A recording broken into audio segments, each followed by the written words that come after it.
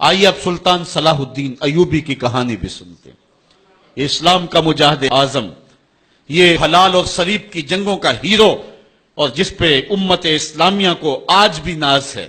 اس کے زمانے میں ریجینالڈ بدبخت ایک انگلستان کے شہزادے نے حاجیوں کے قافلے کو روک لیا اور ان کا سامان لوٹ لیا۔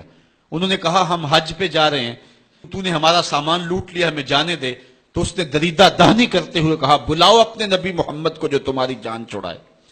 بس سلطان صلاح الدین ایوبی تک یہ بات پہنچی تو میں نے تاریخ میں پڑھا کہ وہ دانت پیستا تھا، اس کی آنکھوں میں خون اتر آیا، اور اس میں کھڑے کھڑے قسم کھائی کہ جب تک اس ظالم کو کیفر کردار تک نہیں پہنچاؤں گا چین کی نیند نہیں سوؤں گا۔ پھر پونے دو سال کا عرصہ آپ سلطان صلاح الدین ایوبی کی زندگی دیکھے، جنگی مہموں کو ترتیب دیتا رہا، دن رات اس نے ایک کر دی، نیند قریب نہ آنے دی۔ جب نیند بہت زیادہ تنگ کر دی تو پھر وہ خیمے کی چوب کے ساتھ ٹیک لگا کے کھڑے ہو کر کے اپنی آنکھوں کی آگ بجھا لیتا، اور پونے دو سال کا عرصہ اس نے چارپائی پہ لیٹ کے نہیں دیکھا۔ پھر وہ لمحے آئے کہ اللہ نے اس کی مراد پوری کی۔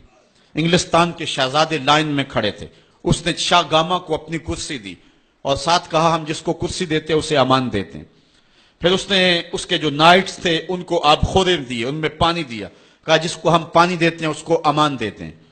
پھر جب ریجینالڈ کی باری آئی تو بادشاہ کی رگیں پھول گئی غصے سے، اس نے تلوار نیام سے باہر نکالی اور اس کی چھاتی پہ چڑھ کے اس کی گردن پہ تلوار رکھ کے اس کے ٹکڑے کرتے ہوئے کہا او کتے، تو نے کہا تھا بلاؤ اپنے نبی محمد کو، محمد عربی نے اپنا نوکر بھیج دیا ہے۔ اور اس طرح اس ریجینالڈ کتے کے دو ٹکڑے کر کے رکھ دیے۔